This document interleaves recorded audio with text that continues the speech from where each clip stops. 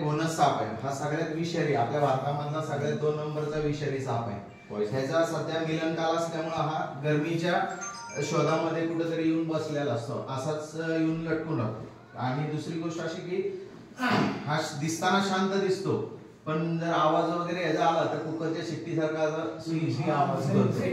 आणि दुसरी गोष्ट की कधी तुम्हाला असं कधी दिसलाच तरी जवळ जायचा प्रयत्न करू नका, कारण की हा खूप विषारी साप आहे। आणि मॅक्झिमम हे आता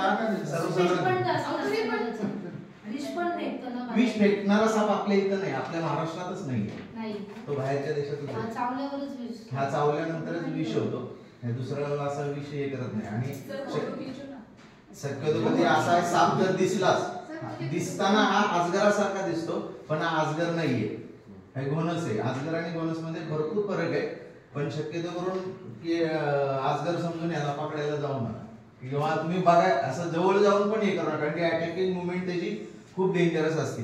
त्या सापाबद्दल असं दुसरं असं की याचं हिमोटॉक्सिन विष आहे, जर जिथं चावलेला असतो तिथून तो पाय किंवा हात डॅमेज करायला सुरुवात करतो। खूप विषारी साप आहे। तिथंच होते, अरे बाप, एकदम तिथं मला वाटलं रुमालच पडलाय।